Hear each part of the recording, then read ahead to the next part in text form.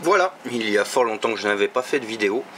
Et je reviens donc sur un vieux truc que j'avais fait il y a quelques mois de ça.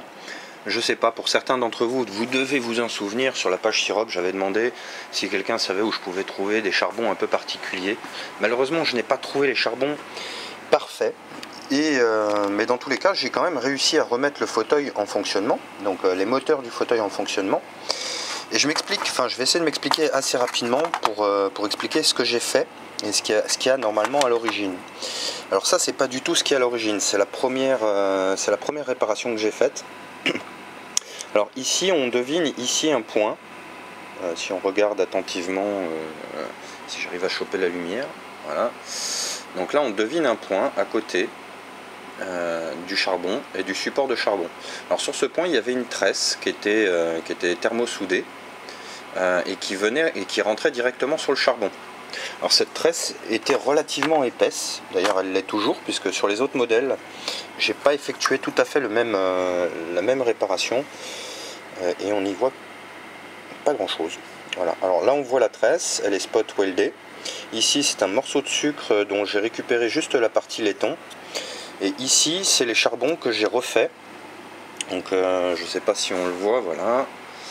Donc là en fait j'ai utilisé de la tresse à dessouder, donc étamée. J'en ai mis 5 côte à côte. Et donc pour pallier, alors sur le tout premier, voilà, il y en a 5 côte à côte. Elles rentrent dans le charbon, elles viennent ici. J'ai dû refaire un petit trou ici, juste à proximité pour sortir mes tresses, venir les aplatir donc sur la cosse de connexion, chauffer le tout, écraser le tout, et voilà. Donc ça fonctionne, hein. Et pour refaire le charbon, alors là c'était toute une histoire. Alors je sais pas si on va y voir correctement, j'espère que oui. Voilà, alors il y en a un de cassé. Hop, voilà, bon, je l'ai cassé. Alors je sais pas comment est-ce qu'on voit la chose, est-ce qu'il nous fait le point ou pas, ça serait gentil l'ami. Sur quoi il fait le point d'ailleurs? Voilà. Donc si vous regardez le charbon, ici attentivement, en son centre, on voit une colonne qui descend. Alors ça c'est l'endroit où se situait en fait la tresse des charbons que j'ai achetés. Alors le problème c'est que la tresse elle est très très fine sur ces charbons. C'est des charbons qui sont normalement destinés à des machines qui doivent fonctionner en 220. Donc l'ampérage qui circule à l'intérieur de la tresse est très faible. Or moi j'ai des ampérages extrêmement importants de l'ordre de 30 à 40 ampères qui circulent et donc sur de la basse tension, et donc on n'est pas du tout sur le même type de tresse, mais également on n'est pas sur le même type de charbon. C'est un charbon qui, comment dire, je sais pas comment expliquer. J'ai conservé les charbons d'origine, voilà. Et du coup ça va pas se voir, je pense. Voilà, ça c'est un des charbons d'origine. On voit qu'ils sont très brillants, ils sont presque limite métalliques. D'accord. On voit ici la tresse que j'ai coupée, donc que j'ai sectionnée. Si bien voilà, merci. On voit ici la tresse qui a été sectionnée. Voilà. Et l'encoche, si tu veux bien faire le point, merci. Voilà. Donc là on voit une encoche qui est légèrement en biseau, voilà, qui sert au ressort de rappel. D'accord, qui permet dans le logement de faire descendre, d'appuyer le charbon contre le rotor.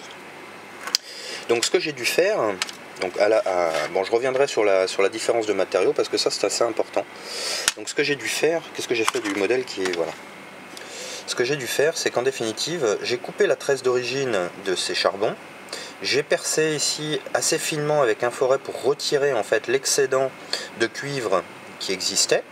Et à l'intérieur, en fait, j'ai fait une cavité, c'est-à-dire qu'en fait, j'ai joué au dentiste, et avec différentes roulettes, je suis rentré par l'orifice que j'avais fait, et à l'intérieur, je créais une sorte de poche. Hein. Donc on avait une descente comme ça, on imagine que mon doigt, la largeur de mon doigt d'un bord à l'autre, c'est l'orifice, enfin c'est le trou qui a été fait dans le charbon, et puis là, d'un seul coup, une bulle de vide à l'intérieur, donc du charbon. Donc on a le charbon, on a une bulle de vide. Et ce que j'ai fait, c'est que j'ai rentré en fait les 5 tresses à l'intérieur, d'accord, avec un tout petit peu d'étain, mais 3 fois rien. Et ensuite de ça, je me suis collé sur cette machine. Alors j'avais essayé avec une autre. Donc j'ai pris le SmartMig, là, le GIS, le 3P. Je me suis mis en courant continu, il me semble. Et j'ai mis la cathode sur les tresses. Sur la tresse. Et donc l'anode, j'ai serré l'anode donc sur le charbon, donc dans un étau.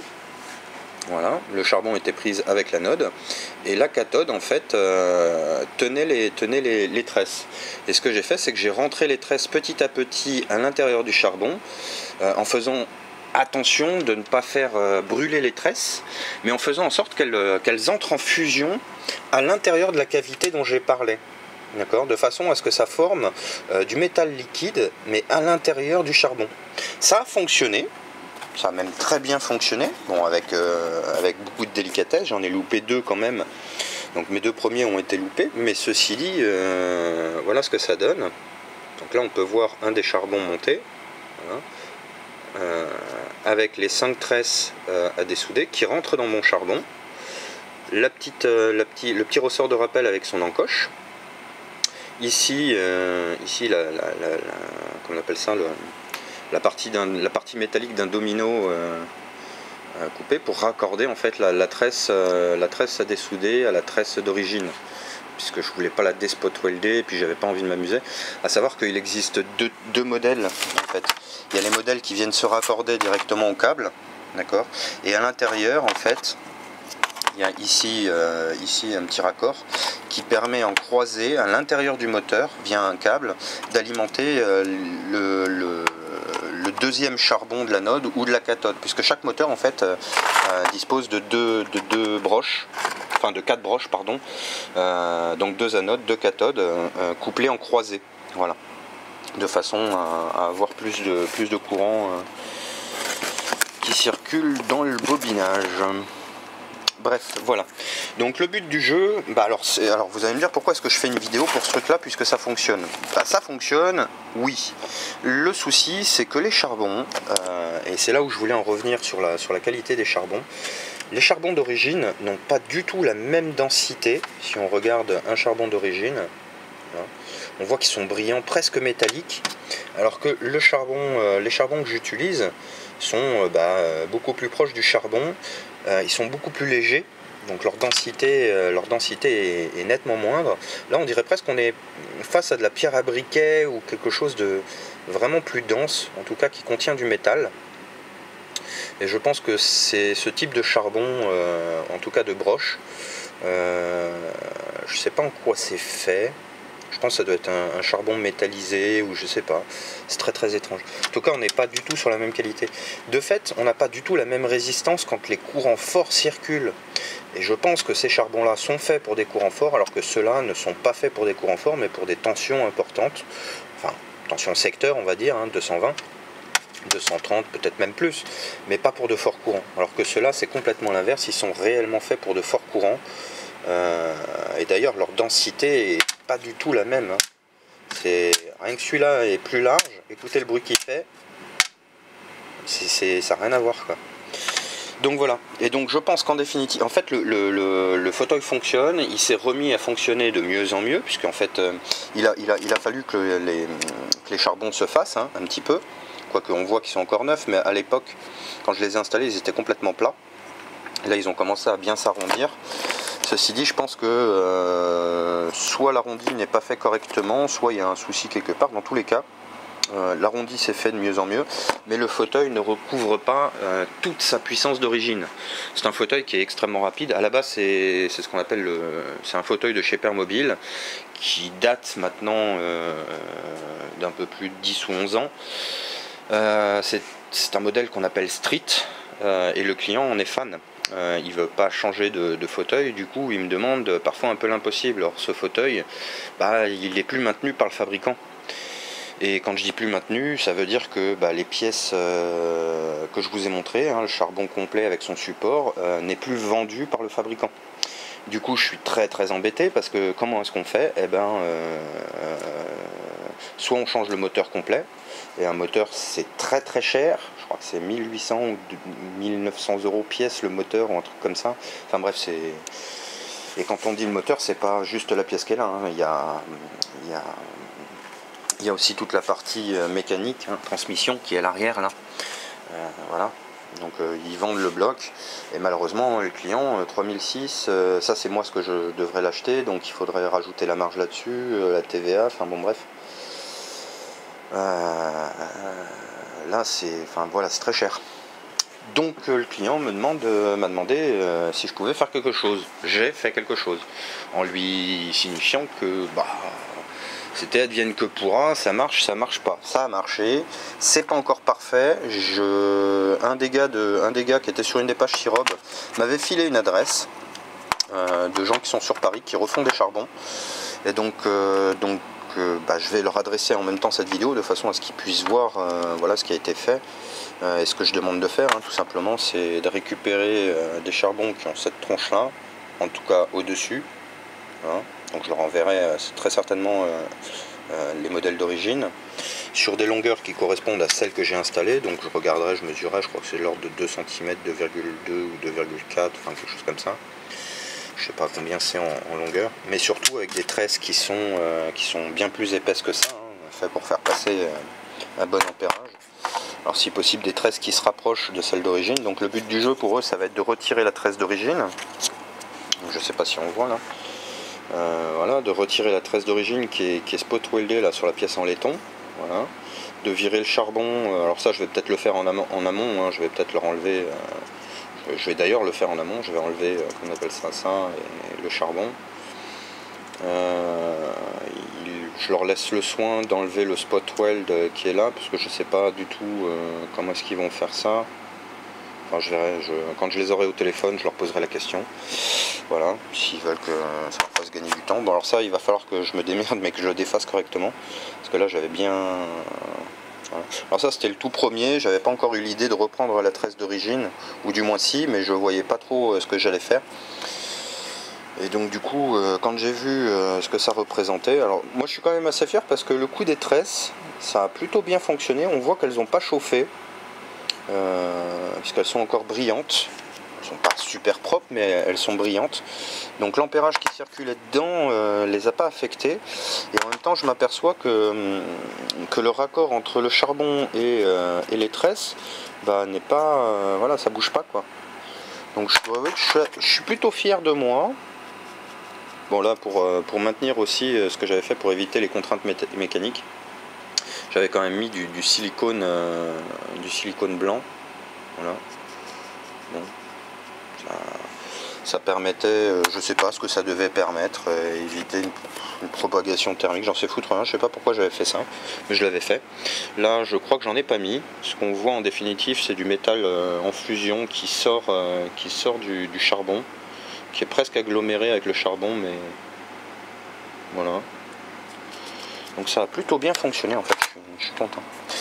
Donc je suis désolé pour tous ceux qui se sont abonnés, machin, je sais que je fais plus trop de vidéos, j'ai plein de boulot, je suis... Voilà, bon, alors je vous représente l'atelier quand même, bon, la salle informatique qui a un petit peu changé. Ah oui, tiens, il y avait celui-là aussi, le tour. Je me suis payé, donc il est installé, il est fonctionnel. D'ailleurs il y a une barre dedans, je dois faire quelque chose, je devrais enlever la barre parce que c'est pas bien. Voilà, je suis en pleine réparation d'un autre fauteuil, là, un kite, que le client a un petit peu abîmé.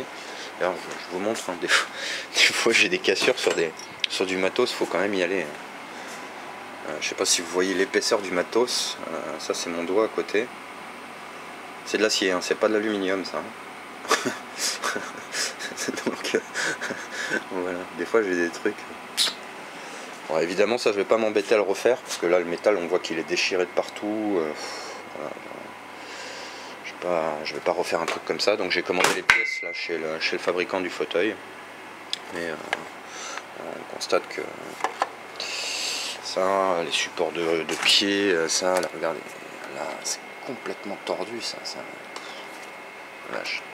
Le vérin il est complètement explosé là.